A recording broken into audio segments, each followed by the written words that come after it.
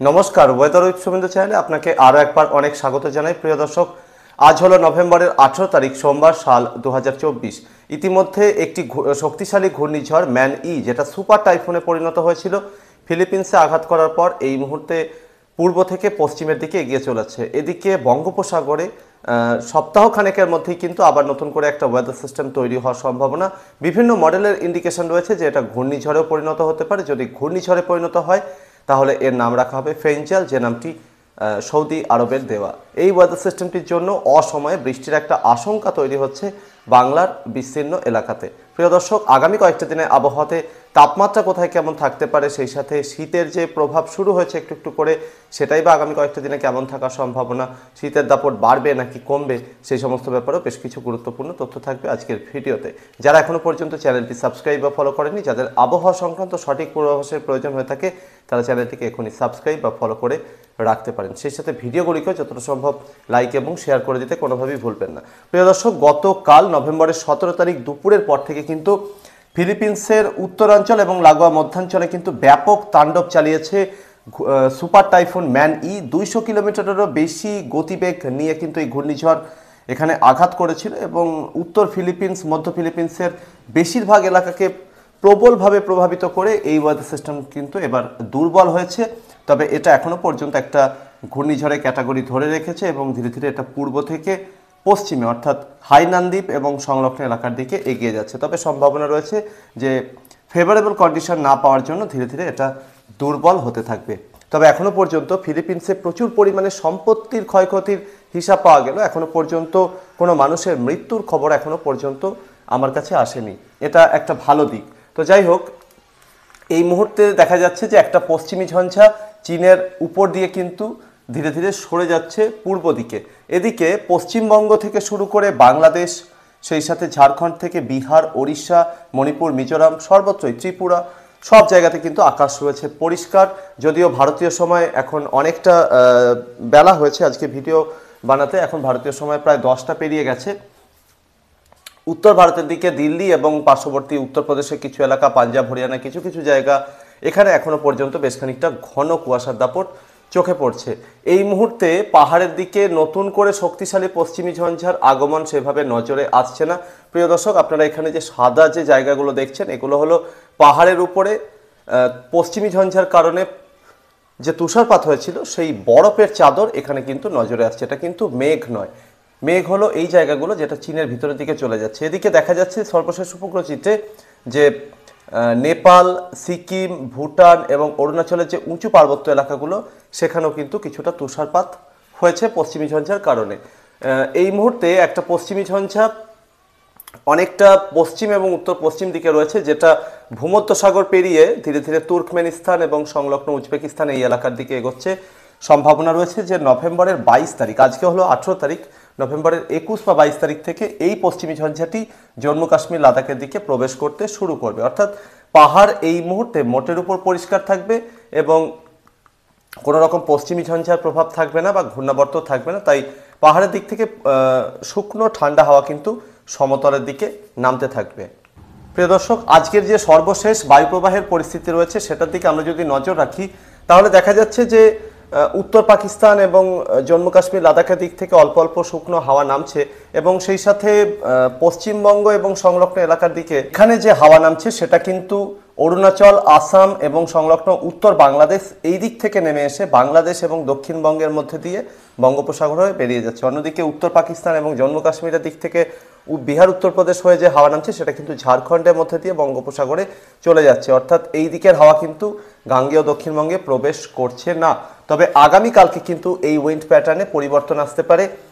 উত্তর পশ্চিমে জম্মু কাশ্মীর, লাদাখের দিক থেকে হাওয়া আরও বেশি পরিমাণে নামতে পারে এবং সেটা উত্তরপ্রদেশ, বিহার, ঝাড়খণ্ড হয়ে ধীরে ধীরে গাঙ্গেয় দক্ষিণবঙ্গের পশ্চিমের জেলাগুলোকে প্রভাবিত করে বঙ্গোপসাগরের দিকে যেতে পারে। আগামী পরশুদিন নভেম্বরের 20 তারিখে এই উইন্ড প্যাটার্নে আরও পরিবর্তন হতে পারে এবং পাহাড়ের দিক থেকে আরও বেশি পরিমাণে হাওয়া নামতে পারে এবং তা কিন্তু ধীরে ধীরে গাঙ্গেয় দক্ষিণবঙ্গের বিভিন্ন জেলাকে প্রভাবিত করে বঙ্গোপসাগরের দিকে যেতে পারে।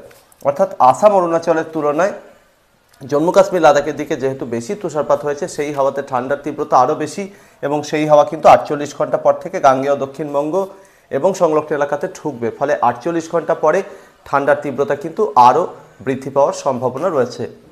প্রিয় দর্শক, শীত প্রেমীদের জন্য দারুণ সুখবর দিয়ে বিগত 24 ঘন্টার তাপমাত্রার পরিসংখ্যান তুলে ধরছি, যেখানে বিগত 24 ঘন্টায় সর্বোচ্চ তাপমাত্রা অর্থাৎ গতকাল 17ই নভেম্বর দুপুরের যে তাপমাত্রা সেটা মোটামুটি কলকাতার সল্টলেকে রেকর্ড হয়েছে 30 ডিগ্রি সেলসিয়াস, কলকাতার হাওড়াতে 28.4 ডিগ্রি সেলসিয়াস, কলকাতার উপকণ্ঠে দমদমে 29.6 ডিগ্রি সেলসিয়াস, আলিপুরে রেকর্ড হয়েছে 28.4 ডিগ্রি সেলসিয়াস, সেই সাথে আসানসোলে রেকর্ড হয়েছে 28.9 ডিগ্রি সেলসিয়াস, 29 ডিগ্রি রেকর্ড হয়েছে বহরমপুরে, বাঁকুড়াতেও হয়েছে 28.9 ডিগ্রি সেলসিয়াস, কোচবিহারে 30.2 ডিগ্রি সেলসিয়াস, দার্জিলিংয়ের সর্বোচ্চ তাপমাত্রা ছিল 17.4 ডিগ্রি সেলসিয়াস, ডায়মন্ড হারবার সমুদ্রের তীরবর্তী হওয়ার জন্য 31.2 ডিগ্রি সেলসিয়াস তাপমাত্রা ছিল এখানে।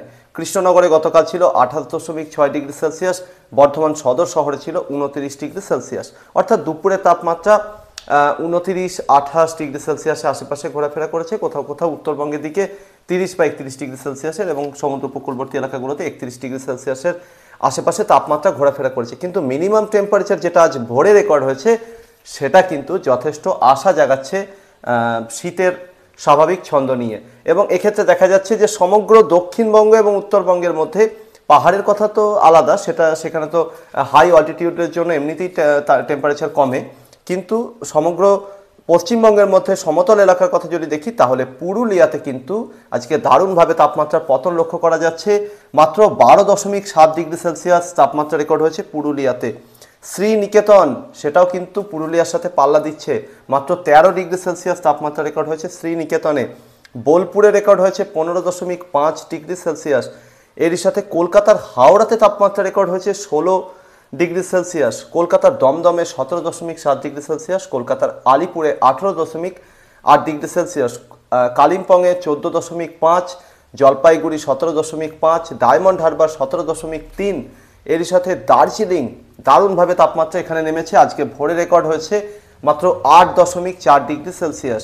এরই সাথে কোচবিহারে 16.7, বর্ধমান সদর শহরেও দারুণভাবে আজকে ভোরের তাপমাত্রা বা মিনিমাম টেম্পারেচার নামতে দেখা গেছে, মাত্র 15 ডিগ্রি সেলসিয়াস তাপমাত্রা রেকর্ড হয়েছে বর্ধমান সদর শহরে।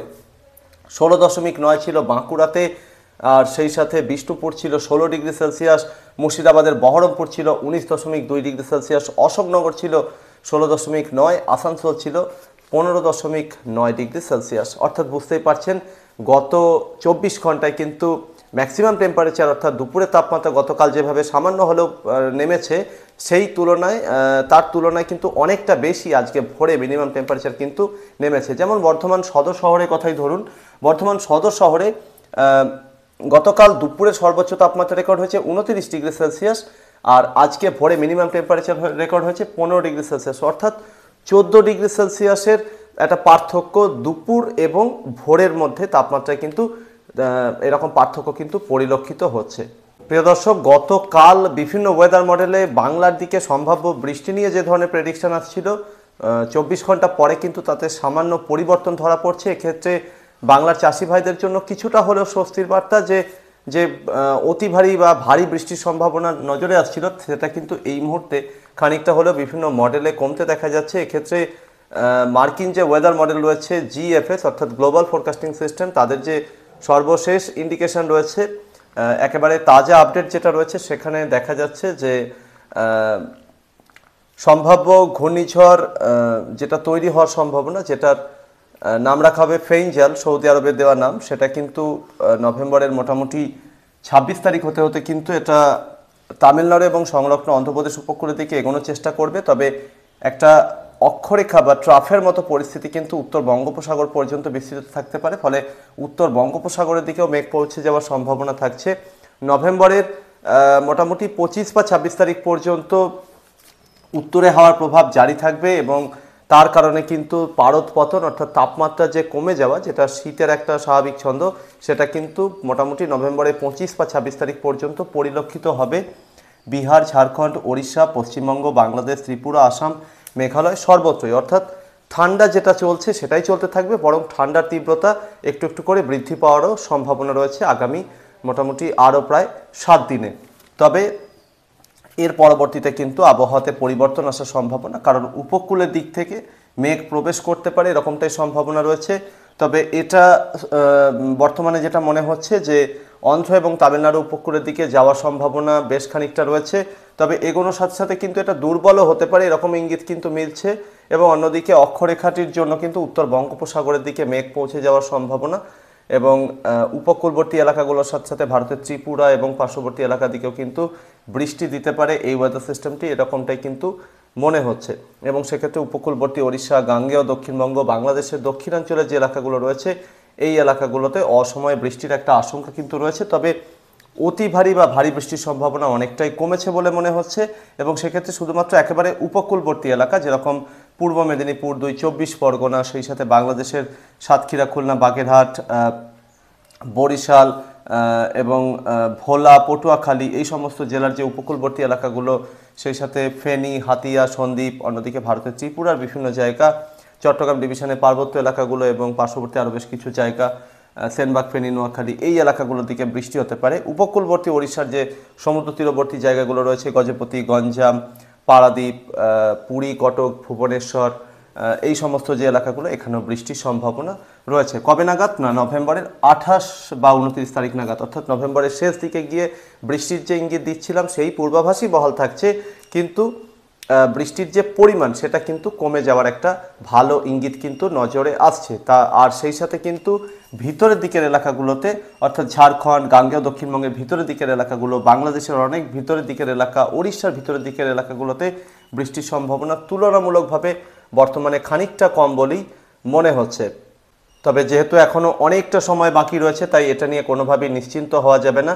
তাই চাষি ভাইদের জন্য কিন্তু একটা চিন্তার বিষয় থেকে যাচ্ছে বলে মনে করছি। নভেম্বরের একেবারে শেষ দিকের পর অথবা ডিসেম্বরের শুরুতে থাইল্যান্ড উপসাগর থেকে আরও একটা ঘূর্ণাবর্ত বঙ্গোপসাগর এবং সংলগ্ন আন্দামান সাগরে প্রবেশ করতে পারে। সেটা ধীরে ধীরে নিম্নচাপে পরিণত হওয়ার সম্ভাবনাও থাকছে, কিন্তু প্রবলভাবে বয়ে আসা উত্তরে হাওয়ার ধাক্কা সামলে কিন্তু সেটা কোনো দিকেই, অর্থাৎ সাগরেই কিন্তু ধীরে ধীরে বিলীন হয়ে যাওয়ার সম্ভাবনা থাকবে, এরকমটাই কিন্তু মনে হচ্ছে। অর্থাৎ বর্তমান প্রেক্ষাপটে দাঁড়িয়ে যেটা আপনাদের জন্য বার্তা থাকবে যে আগামী 7 দিনে তাপমাত্রা একটু একটু করে কমবে। যেরকম শীত অনুভূত হচ্ছে সেটাই অনুভূত হবে, কোথাও কোথাও ঠান্ডার তীব্রতা আরও বৃদ্ধি পাওয়ার সম্ভাবনা 48 ঘন্টা পর থেকে, যেটা আরও একটু বেশি অনুভূত হতে পারে। এবং সেই সাথে আপাতত পরবর্তী 7 দিনে কোথাও কোনো রকম বৃষ্টির সম্ভাবনা নেই। শুধুমাত্র নভেম্বরের 22 বা তারিখের পর থেকে পাহাড়ের দিকে যে পশ্চিমী ঝঞ্ঝাটি ঢুকবে সেটা যখন পূর্বের দিকে সরতে থাকবে, সেই সময় আসামের কোথাও কোথাও এবং মেঘালয়ের কোথাও কোথাও ছিটেফোঁটা হালকা বৃষ্টি হতে পারে, যেটা নভেম্বরের 24 তারিখ থেকে মোটামুটি 25 তারিখ, 23 তারিখ, এই সময়টাতে হওয়ার একটা সম্ভাবনা থাকছে। ওভারঅল বিহার থেকে শুরু করে ঝাড়খণ্ড, উত্তরবঙ্গ থেকে শুরু করে দক্ষিণবঙ্গ, এদিকে ওড়িশা থেকে বাংলাদেশ, ত্রিপুরা এবং পার্শ্ববর্তী জায়গাগুলোতে বৃষ্টির সম্ভাবনা পরবর্তী 7 দিনে বিন্দুমাত্র নেই বললেই চলে। এবং সেই সাথে কিন্তু নভেম্বরের 25 বা 26 তারিখের পর থেকে তাপমাত্রা বৃদ্ধির সামান্য ইঙ্গিত পাওয়া যাচ্ছে এবং আবহাওয়াতেও পরিবর্তন ধরা পড়বে। আকাশে মেঘ ঢোকার সম্ভাবনা থাকছে দক্ষিণাঞ্চলের এলাকাগুলোতে। পরবর্তী পরিস্থিতি কি হবে সেটা নিয়ে পূর্বাভাস পাওয়ার জন্য আরও 2-1 দিন অপেক্ষা করাই শ্রেয় হবে বলেই মনে হচ্ছে। প্রিয় দর্শক, এই ছিল আগামী কয়েকটা দিনে আবহাওয়ার সম্ভাব্য পরিস্থিতি। চ্যানেলটিতে নতুন হয়ে থাকলে এখনই সাবস্ক্রাইব আর ফলো করে নিন। ভিডিওটিকে যতটা সম্ভব লাইক এবং শেয়ার করে দেবেন। সেই সাথে আপনার গুরুত্বপূর্ণ প্রশ্ন, মূল্যবান মতামত, নতুন আঙ্গিকে ওয়েদার উইথ শুভেন্দু চ্যানেল কেমন লাগছে সেটাও কিন্তু লিখে জানাতে কোনোভাবেই ভুলবেন না। পরবর্তী আপডেট এবং লাইভে আবারও দেখা হবে। ধন্যবাদ।